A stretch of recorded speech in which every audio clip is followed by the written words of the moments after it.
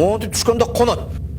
А монт түшкөндө оң корсуна сайлат. Сказать, вор он или нет, я не могу, потому что я не видел, как он ворует.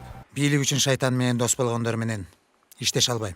Эл үмүтү, Ыйман Нуру, Азаттык жана Арузат Эл Куту бүгүнкү чыгарылышта дал ушул партияларды талдап, алардын талапкерлери менен тааныштырабыз.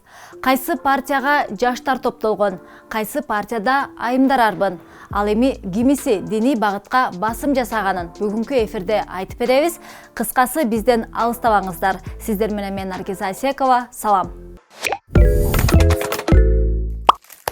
Чуу дегенде эле Эл үмүтү партиясынан баштасак, акыркы убактарда бул саясий кыймыл чуулгандуу окуяларды жаратууда. Дегеним, бул саясий партияны өлкөнүн биринчи адамы менен байланыштырушууда. Тагыраагы коомдо президенттин жубайы Айгүл Жапаровага таандыкпы деген талаш-тартыш пикир жаралган. Ага байланыштуу факт-чек чекиткейжи порталы атайын иликтөө жасап, Эл үмүтү партиясында мурунку мекенчилдин талапкерлери арбын экенин, Садыр Жапаровдун ишенимдүү өкүлү жана анын иши боюнча соттолгон талапкер дагы бар экенин аныкташкан. Эске салсак, жогорку кеңештин депутаты Дастан Бекешев сентябрь айынын башында Садыр Жапаровдун Рустам аттуу уулу парламенттик шайлоого өзүнчө бир партияны сүрөп жатканын билдирген эле. Мен президенттин баласы Рустам депутат болот деген жокмун. Ал депутат болбойт, бирок саясий платформа түзүп, бейформал лидер болуусу келип жатканын билдиргем. Ар кандай кишилер менен жолугуп, Эл үмүтү социал саясий партиясына кирүүнү сунуштап жатат. Мен бул сөздү 1-2 эмес, 15 чакты кишиден уктум. Бир күн мурун билдирип чыктым эле, бүгүн парламенттен депутаттар дагы бышыктап атышат. Болгону алар ачык айтып чыккандан коркушууда. Мен президентке жамандык каалабайм. Болгону алдын ала айтып жатам. Рустам атасына саясаттан эмес, башка жагынан жардам берсе болмок. Бирок бул маалыматты Эл үмүтү саясий партиясынын лидери менен президенттин аппараты четке кагышкан. Ийбаса, ушул жерден партиянын лидери тууралуу дагы айта кетейин. Ал Алмаз Аскар уулу, Демилгечи жаштар борборунун төрагасы. Пандемия маалында шаар ичинде кычкылтек концентраторлорун бейтаптардын үйүнө ташып жардам бергени менен белгилүү. 11 апрелдеги Бишкек шаардык кеңешке болгон шайлоого Биздин эл партиясынын тизмесин баштап жеңишке жеткен 6 партиянын катарында болгон. Бирок добуш берүүнүн жыйынтыгы жокко чыгарылганда Биздин эл кайра шайлоого баруудан баш тартып койгон. Эми андагы талапкерлердин көпчүлүгү Эл үмүтү социал саясий партиясы менен парламенттик шайлоого катышканын турушат. Эртең шайлоо бүтөт. Бир депутат келип казаныңа аш салып бербейт. Эл үмүтү социал саясий партиясына Болот Ибрагимов аттуу активист дагы кошулган. Ал жол кайгул кызматкерлеринин чабал ишин чагылдырган белгилүү блогер. ЖМКларга берген акыркы маектеринин биринде Райым Матраимов тууралуу пикирин билдире коем деп кызуу талкуу жараткан. Сказать, вор он или нет, я не могу, потому что я не видел, как он ворует. Да, я видел там какие-то расследования, это все безусловно хорошо, но меня еще очень заботит тот факт, что таких, как Раим Матраимов, у нас много в стране. Но почему-то именно он стал объектом хейта, да, можно сказать. И именно он на протяжении 2 лет является тем человеком, которого требуют посадить в тюрьму. Хотя таких людей очень много. И если он даже воровал, то не он один воровал. Көп узабай Эл үмүтү партиясынын дагы бир мүчөсү Канышай Рыспекова дагы өзүнчө ызы чуу жараткан. Ал өзүнүн Инстаграм баракчасына ири суммадагы акча каражатынын сүрөтүн чыгарып, аны белгисиз бирөөлөр колдоп жатканын билдирген. Күн мурун белгисиз бирөөлөр мени колдоп акча каражатын берип жиберишиптер. Мен бул акчаны Эл үмүтүнүн жалпы эсебине которуп жатам. Албетте, коомдо дароо ызы чуу жаралган. Анткени конституциялык мыйзамдын шайлоо фонддору беренесине ылайык атын атабай анонимдүү булактардын кайрымдуулук кылуусуна жол берилбейт. Башкача айтканда, бул мыйзам бузуу болуп саналат. Азырынча партияга чоң суммадагы акчаны ким бергени белгисиз.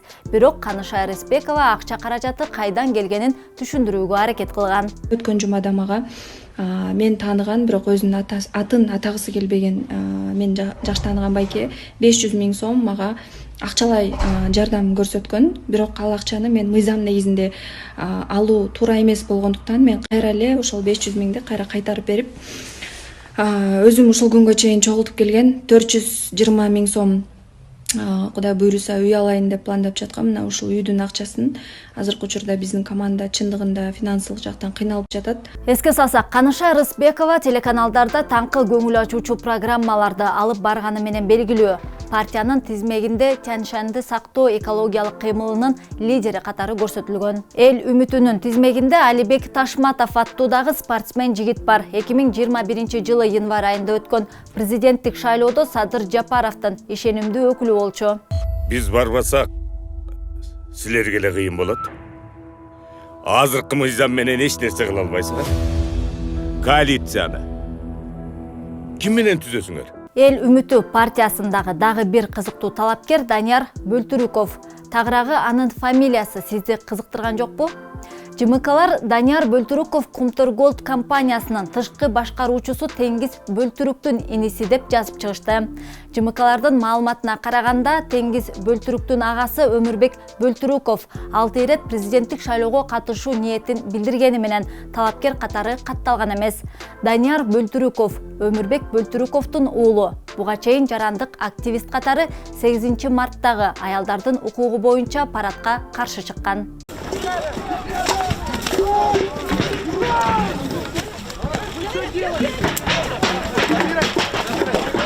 Кезекти Ыйман Нуру саясий партиясына берсек, быйыл Ыйман Нуру саясий кыймылы шайлоого тынчтык, аманат, иш-аракет, элдик аракет кыймылы партиялары менен бирге аттанууда. Кызыгы 22 октябрда Борбордук шайлоо комиссиясына Ыйман Нуру саясий партиясын парламенттик шайлоодон четтетүү тууралуу өтүнүч келип түшкөн. Кайрылууга 120 киши кол коюп беришкен. Кыргыз баалуулуктарын коргоо кыймылы аталган партия диний багытта этникалык негизде түзүлгөн деген жүйөнү келтиришкен. Бирок БШК алардын өтүнүчүн канааттандырган эмес. Эми талапкерлерине өтсөк, Ыйман Нуру саясий партиясынын көрүнүктүү мүчөсү Нуржигит Катырбеков 2020 жылы аталган партиянын лидери болуп дайындалган. Өткөн жылы октябрь айындагы тополоңдон кийин Садыр Жапаров аны Маданият, маалымат жана туризм министри кылып дайындаган. Өкмөт жаңыланганда кызматынан түшүп калган. Нуржигит Кадырбеков жогорку билимди АКШ жана Жапониядан алган. Шайлоого белди бекем бууп туруп, келгиле убакыт бар ойлонолу. Деңиз болуп, сел болуп, бүтүн болуп, акчага кул болуудан ойгонолу. Кийинки кезекте Аскарбек Күрүчбеков турат. 30 жашта, Бишкек шаардык кеңештин экс-депутаты. Ал тууралуу ачык булактарда анчейин деле көп маалымат жок. Ыйман Нурунан айым талапкер Чынара Мамажакыпова, Тынчтык партиясынын төрайымы, дизайнер, модельер жана ишкер айым. Жараткан ушунчалык мээримдүү эмеспи? Энеңен дагы ушундай миң эсе мээримдүүрөөк деп коет да. Ушундай мээримдүүлүгүнөн бизге ушундай жеңилдиктерди берген экен да бул жашоодочу.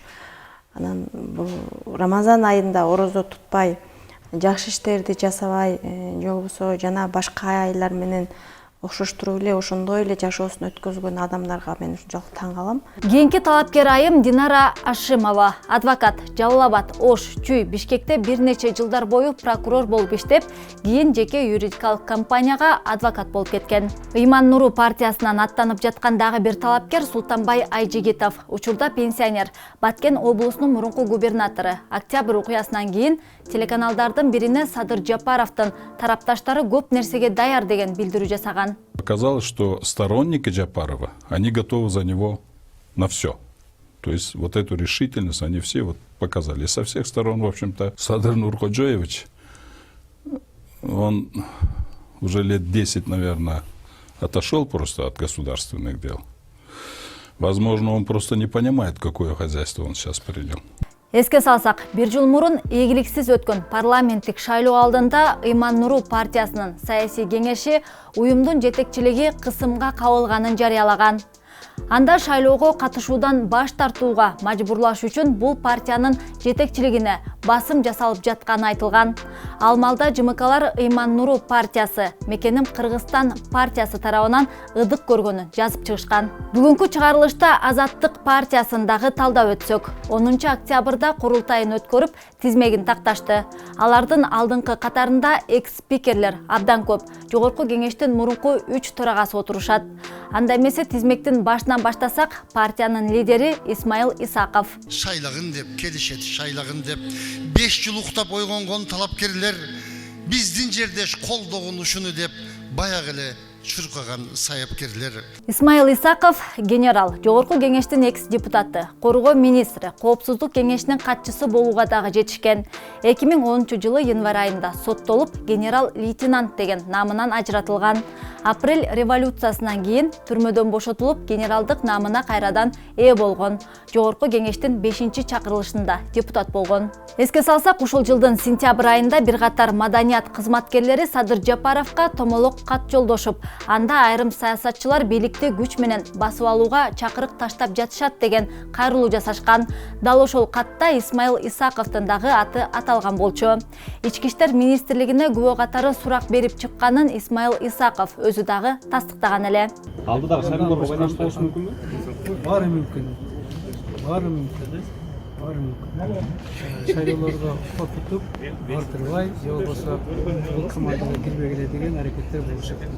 Бирок биз жанагы кол коюп бергендиктен көп нерсени кийинчерээк тагыраак айтып беребиз. Азаттык партиясында Медеткан Шеримкулов дагы бар. 82 жашта. Легендарлуу парламенттин спикери, Турция жана Иранда Кыргызстандын элчиси болууга дагы жетишкен.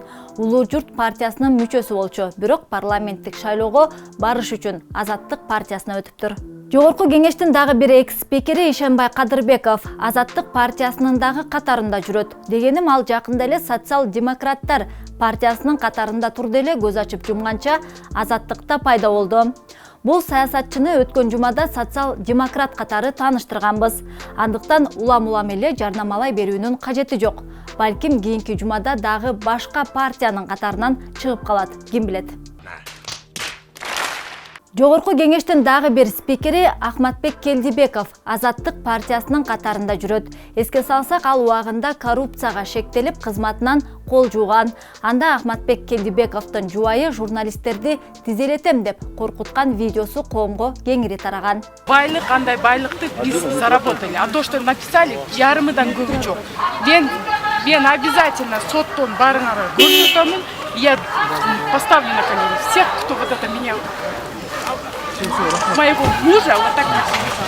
Ал эми былтыр парламенттик шайлоодо Ахматбек Келдибеков Матраимовторго таандык делген Мекеним Кыргызстан саясий партиясына кошулуп, үгүт маалында шайлоочулар менен чырдаша кеткен видеосу бар. Сен 9 класста окуп атканда мен эмне кылдым билесиңби? Чабыша берсеңиздер, каяка өнүгө өзүңөр. Сурбайсыңбы? Чабыша өздөрү бересиңер. Мен анда сүйлөшпөй элем, мен дагы лайлык көр. Сиздерди эле көрдүм. Жок.